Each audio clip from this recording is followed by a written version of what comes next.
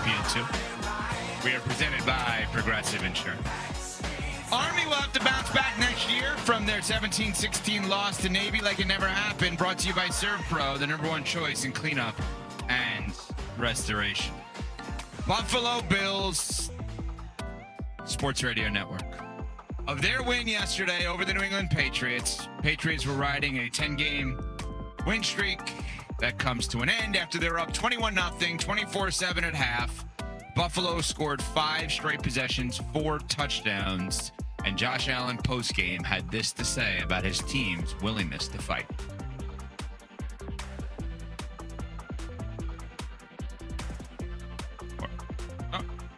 All right. Well, you know what? Good. I don't need to hear from him as a Patriots fan. Yeah, let's hear from you. Sounds like a hater. You sound like a hater. How do you feel knowing that your team blew a 21-point lead at home? Oh, yeah. To a division rival that you already beat this season? Yeah, 10-game win streak ending. Yikes. So part of me, glass half full, part of me looks at this and says they probably needed a little blip on the radar, a little wake-up call, hey, you're not that good, that kind of thing. But the way in which it happened, I never felt like at 21-0 that game was over because I thought it was a little too quick. Like, meaning there was so much time left for Josh Allen. But I swear to you guys, after this game, all I could think about were the Bills and not even the Patriots. Because I have not thought, even as a Patriots fan, they were like legit Super Bowl contenders this year. I thought next year was going to be that year. And maybe I'm going to be wrong, and that'd be awesome if I'm wrong here. But what Josh Allen did yesterday had me thinking about him and had me thinking about the fact that how do you have any excuse not to win at all? I don't care if your defense is not as good as it once was. I don't care if your wide receivers are not as good as you would hope them to be in the past with Steph Diggs there and Gabe Davis more so in his prime and really doing well with Josh Allen specifically. That guy is as much of a one-man band as there is in the NFL. And with no clear-cut best team, although Denver's pretty damn good, with no clear-cut best team in the league, there is absolutely no excuse for the Buffalo Bills at worst to get to the Super Bowl. And I think it is absolutely, after watching them yesterday, Super Bowl or bust for this team. There is no loss that you should feel like, it's a justified loss. I get that we lost that game if you're Buffalo. Super Bowl or bust. Simple as that. Yeah, I mean, the opportunity is right there in front of Josh Allen and Sean McDermott. And I don't know that there's a head coach quarterback tandem that has more pressure on them to take advantage of a playoff field that won't have Joe Burrow, that won't have Patrick Mahomes, and that might not have Lamar Jackson. So, yeah, Josh Allen, Bills, you guys have been the landlords of the AFC East for some time. You still don't control your own fate when it comes to winning the division, but you do have an opportunity considering the inexperience of all of the quarterbacks that will be in the AFC playoff field. So I think that there's got to be a sense of urgency within that franchise to take full advantage of the hand that you've been dealt in the misfortunes of all the other teams that we dubbed contenders coming into this year. But yesterday, to me, what became obvious in terms of how the Buffalo Bills need to try to win football games, it needs to start through the ground game and through James Cook. Because the biggest difference that we saw from half to half was them getting James Cook in the ground game going. James Cook in the second half, 15 carries, 75 yards, and 2 tutties. I thought it was amazing that one touchdown run that he had where he extends right at the goal line. We thought he was down short of the end of the goal line, but then replay shows that he was able to keep his body off the ground long enough to get the ball to break the plane.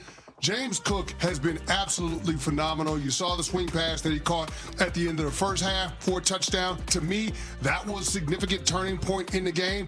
That kicked off a streak of the Buffalo Bills scoring 5 consecutive touchdowns. So I know we get enamored with Josh Allen putting on the cape, but let's not get it twisted. The offense is at its best when you're running it through number 4 and you're allowing Josh Allen's special traits to be a complement to your team's overall approach to run the football and the ground game. I thought Buffalo's ability to be able to control the game, to be able to limit the possessions for the New England Patriots in the second half was the biggest difference. Yeah, Josh Allen is amazing. The run game was awesome yesterday. Yeah. They're a team that should absolutely take advantage of the path that lays before them. You don't have the usual suspects standing in their way. However, this is a team sport. You do have concerns about the defense. And this is not me diminishing what I saw from Josh Allen or the Buffalo Bills yesterday. I picked them to go to the Super Bowl at the beginning of the season. That's how much I believe in him and how much I believed in them. But as the AFC picture is coming into focus a little more, as we're getting more data points on these teams, would you really be surprised if they lost to Jacksonville? No. In the first round? No. Would you be surprised if they lost to Houston or Denver with those defenses? No. I wouldn't either.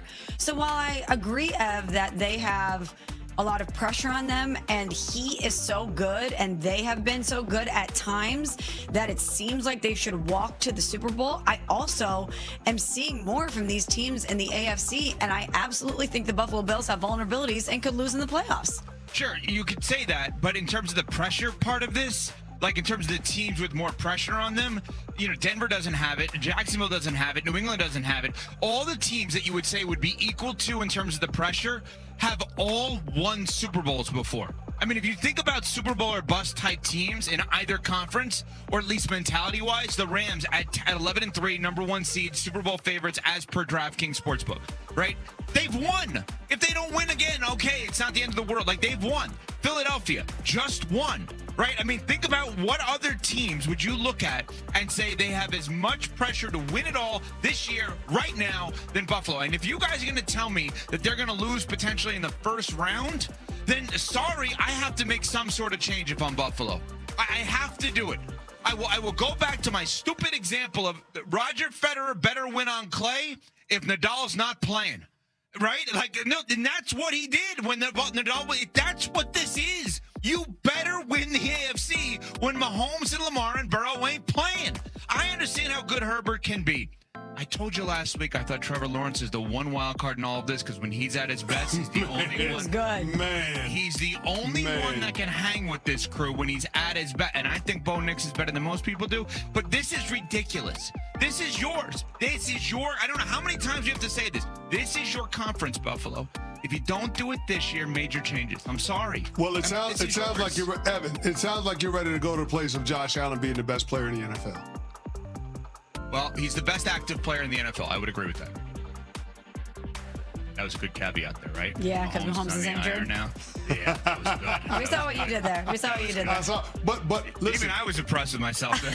But listen, that's a part of the equation, right? If you have the best player in the NFL remaining, if you're Sean McDermott, you have zero excuses. And as a head coach that made his chops in this league on the defensive side of the ball, he's got to find a way for that unit to be able to overcome all of the issues. Now, I thought the biggest thing that defense was able to do was to be able to limit the ability of the New England Patriots to put together drives in the second half. Now, of course, a big part of that was the offense, keeping the Patriots offense off the field. The Buffalo Bills held the ball for over 22 minutes. New England only had 3